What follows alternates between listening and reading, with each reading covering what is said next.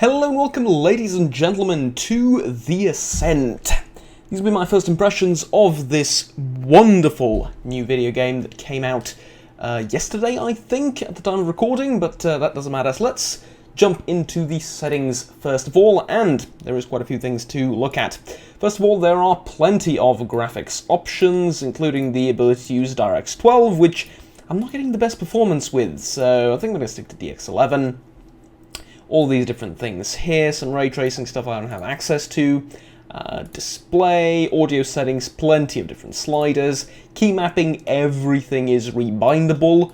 You can also use the controller layout. I think there's only one controller layout, which is a little bit unfortunate, but you sort of, personally, I sort of just get used to it and roll with whatever it is, though it would have been nice to have a couple. Some accessibility options, and the difficulty settings, which the game never asks you to choose. It sort of just gives you normal and then moves on with it. The ability to turn off the camera shake and, it's over here, the ability to turn off motion blur. Thank you. Alright. So, that said, we're done with the options menu. Very nice, very hefty. What is this game actually? Well, there's going to be a fairly short video, I think, of around 20 minutes maximum, where I'm going to just give you the bare bones basics of what this game is. I'm not going to spoil anything story-wise. This is all the footage you're seeing now is pretty much the first 30 minutes of the game, or so maybe. I have played more, but I went back here to show you just the very basics, because, like I said, I didn't want to spoil the story, didn't want to spoil much else. The game has a couple of very, very important selling points, one or two things that I find a little bit annoying that I will mention, and overall this is a phenomenal game. If you're just here for like, I don't know, the first 2 minutes of the video, this is a phenomenal game, go pick it up. A lot of people are saying this is their favourite game this year, or at the very least in their top 5. I fully agree with that. This is a terrific video game, and I'm going to get into what makes it terrific, but before we do that, let's start with some basic information about the title itself. The Ascent is a solo and co-op action shooter. This is from the Steam page, and well, it is set in a cyberpunk world, mega corporations that own you and pretty much everybody else. Now, my personal gripes with the cyberpunk genre aside, and my personal gripe with the cyberpunk genre aside, is that it's become sort of meaningless. It used to mean something, it used to stand for something, it used to have philosophical depth back in the 80s. Now it's just a cliche, but that aside, what makes this game actually so gosh darn good? Well, first of all, as you can clearly see, this is a top-down isometric shooter, set in a very dark dystopian future. Elements of loot, present. Elements of greed, present. If you have greed emotes from my channel, you can spam them in the comments. You have 3 different, 2 plus a throwable or a tactical device, weapons that you can carry. Weapon variety is alright. It's no Diablo or, what's the other title I'm thinking of? Borderlands, but there are plenty of different weapons for you to choose from. There are plenty of armors as well, legs, torso, and head. Again, there are no medallions, no rings in a fantasy settings, though there are augments here. Augments are basically your QERT abilities from MOBAs, right? So with one I can punch, and then I'm going to unlock others later down the line. The game does have a story, and a fairly decent story at that. I have no personal quarrels with it. The voice acting is pretty darn good as well. I'm trying to go through the motions very quickly here. Visually, the game is really good. Visually, it's great on several levels. First of all, it conveys all the information that it needs to convey that is relevant for the gameplay. Cover, enemies, different interactable objects, and that sort of stuff. It conveys all of that, and then it also creates a pretty darn nice dystopian cyberpunk atmosphere where everything is broken, metallic, and for some reason it's raining all the bloody damn time. Well, you know, depends on the setting, but most of the time, yes. Anyways, it does also sometimes change the camera around like this to give you some interesting angles on different things. Now, I've missed a couple of chests. I'm going to go back for them whilst I explain stuff. Actually, no, I'm going to go back from off camera. Give me a second. Never mind, the game wouldn't let me go back. Sometimes it does that, it just doesn't let you backtrack. Oh well. So, I'm going to start with the meat and potatoes. The shooting, the actual gameplay. The story is good, but the actual meat and potatoes of the game. I'm going to start with that. And the meat and potatoes is this. The game offers two things that, for me, sell it and make it probably one of my, if not my, absolute favourite game this year. And that thing is cover and how smart the AI is. I'm going to skip over this because I don't want to bore you with cutscenes and I just want to get into the actual review side of things. So, I've chosen this part here to sort of give you an idea of the aesthetic and how this world works. There's all sorts of interesting creatures for you to meet and to interact with. Now, where am I supposed to go? The map is alright, though I would prefer to have a little mini-map here that actually tells me where I'm supposed to go and has terrain sort of drawn on it, right? I think that would have been a little bit more useful. A map showing me, you know, where I can go, what are the obstacles, maybe some doors and stuff like that. I think that would have been nice. But anyways, besides that, the game uses a cover system, kind of. There is cover in the game, you can shoot from behind cover, and this is revolutionary for isometric shooters. Is it actually revolutionary? I honestly don't know. I've never played an isometric shooter where cover is a big deal. I'll give you an example with this car, for example. Sorry. In most isometric shooters that I've played, if there is a giant object like a truck, a tank, or something, you can technically move your character behind it to take cover, and then you would peek around like this and you would fire in that direction, right? That's the extent of cover in isometric shooters that I've played. In this game, you can duck. Now that sounds silly, stupid, and trivial, but the possibilities this opens are immense.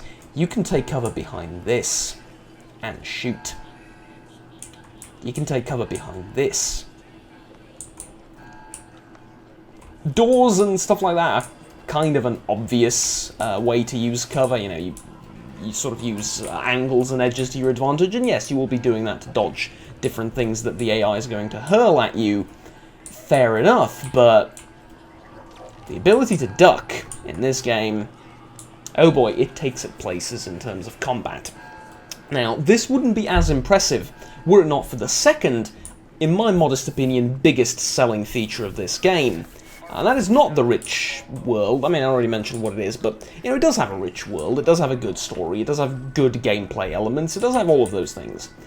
But to me, what sells it the most is the phenomenal AI. Now, some of the AI enemies are just bullet sponges. Especially if you play on hard difficulty. They are just bullet sponges, right? They run at you and you're supposed to just, you know, dump a mag or so into them and kill them. Fair enough. In games like this, it's difficult to avoid stuff like that. But the AI will flank you. The AI will coordinate its attacks. The AI will retreat.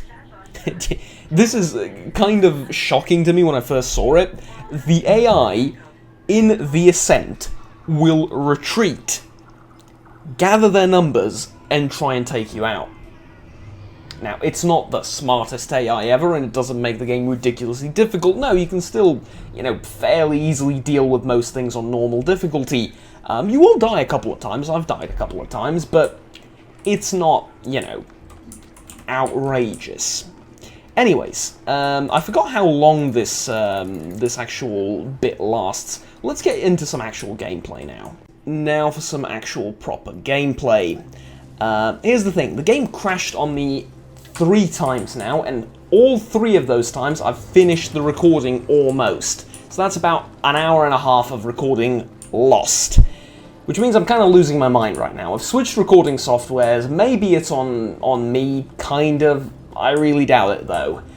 Performance-wise, the game has some issues as well. There's stuttering when it comes to explosions, and as you can tell by my tone, I'm going to be focusing on some of the negative aspects of the game now. Luckily, there aren't many. Like I said, the game does some things really, really brilliantly. Enemy variety is phenomenal. I'm going to show you the cover system right now. Use right-click to fire above the cover, and yeah, look at this.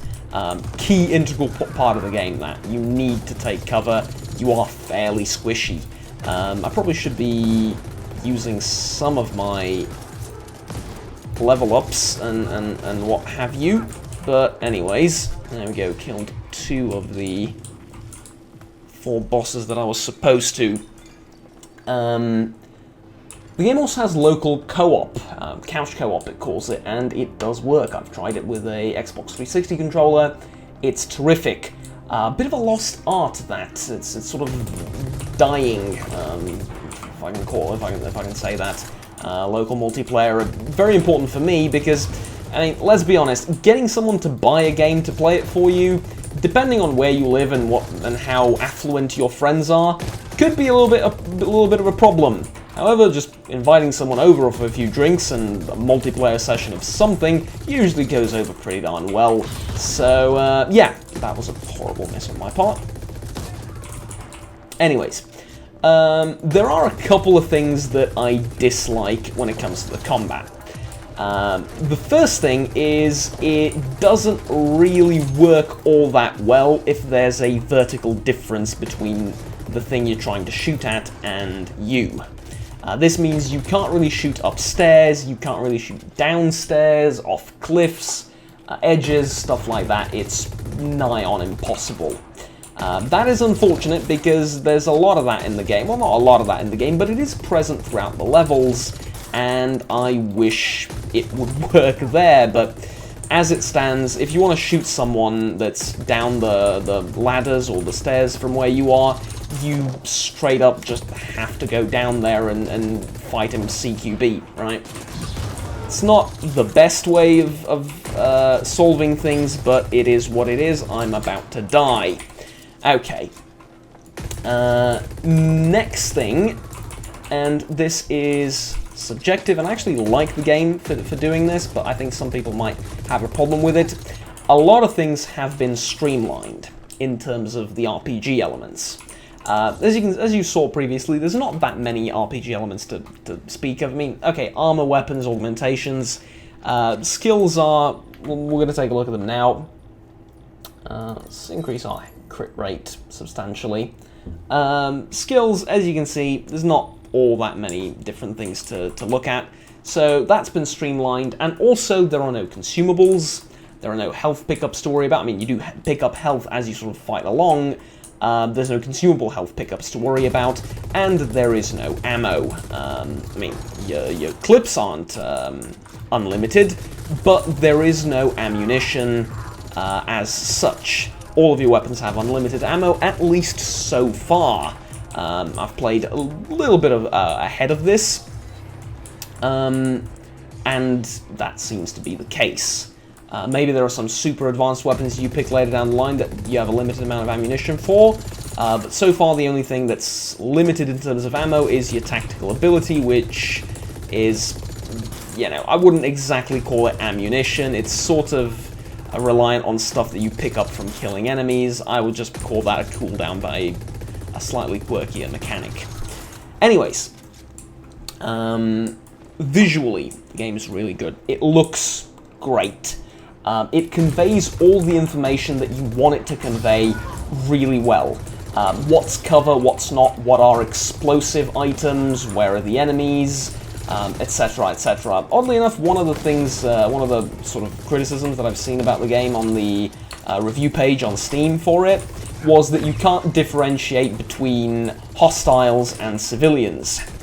And that's true, you can't. It's really difficult to tell who's a civilian, who's hostile. So, it's cruel, it's unusual, but the game doesn't care who's a civilian and who's a hostile. You just keep shooting. You can kill everything and anything. The game really doesn't care, I'm afraid. So yeah, anyways, that's how that works. Other than that, you saw that, stutters. Other than those stutters, and obviously the 3 crashes I've had, which I'm willing to admit could have been down to my recording software.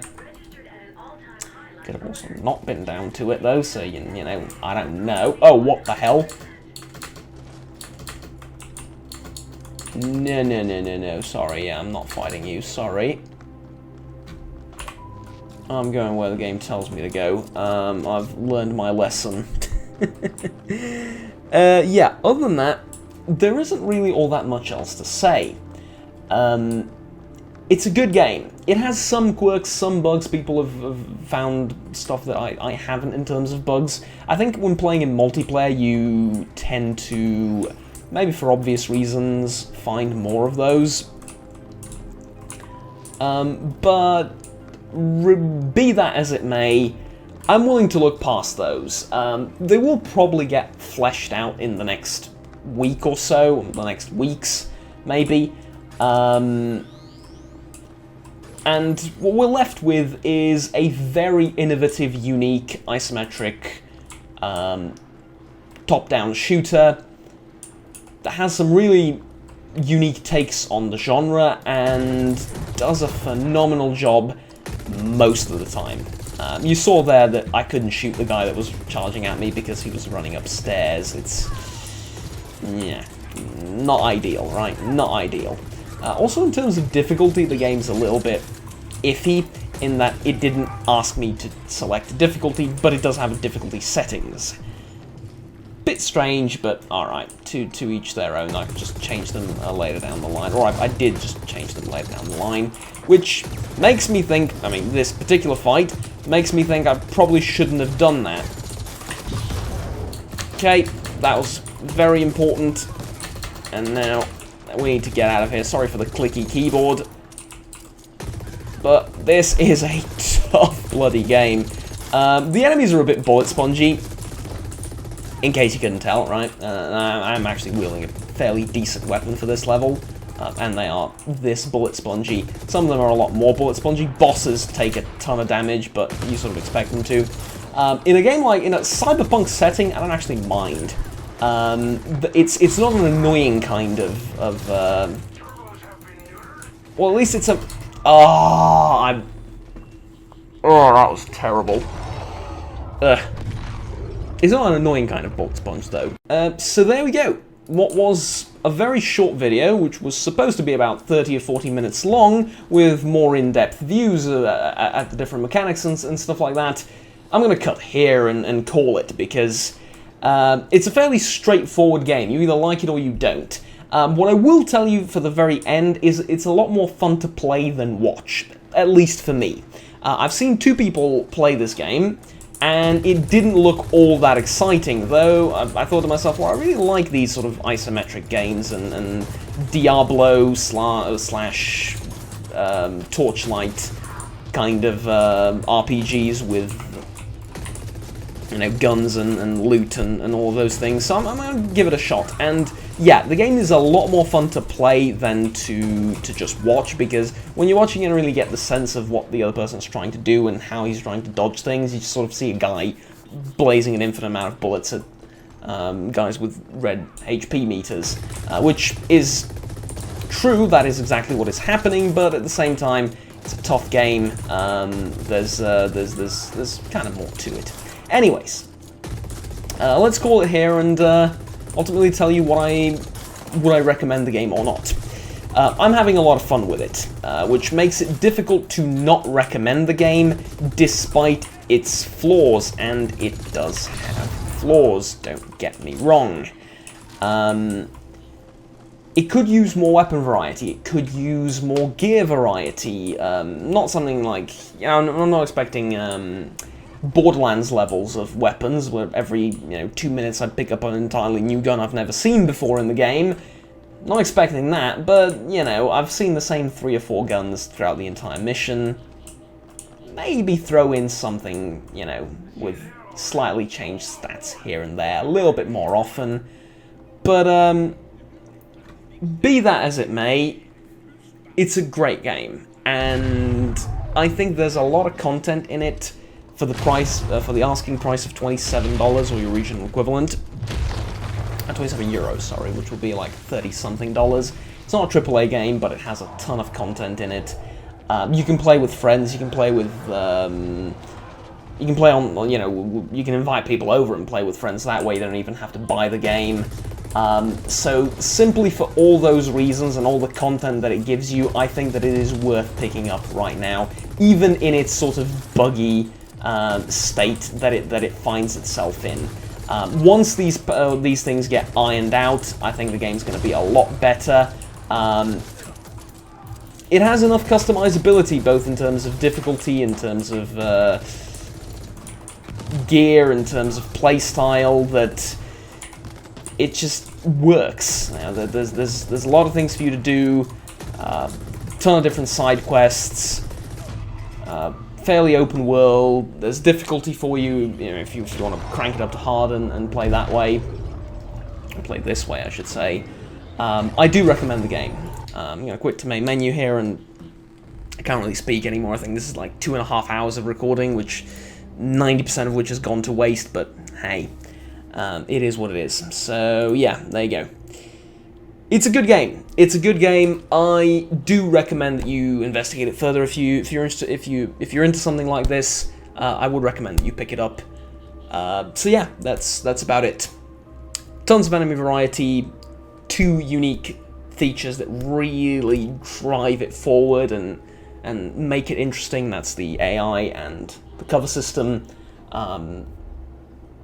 Lots of gear, lots of stuff for you to explore. Good storyline, good aesthetics. Yeah, it's a good game. It's a good game. Go check it out. Anyways, that's it for now. Thank you very much for watching. Small little announcement for the end, for those of you that have stayed to the end. I'm going on a vacation for the next 6 or 7 days. However, I have pre-recorded videos. Skyrim, Mass Effect, and Warhammer 2 are going to be coming out for the duration of my vacation off somewhere in the middle of nowhere. So yeah, there's that.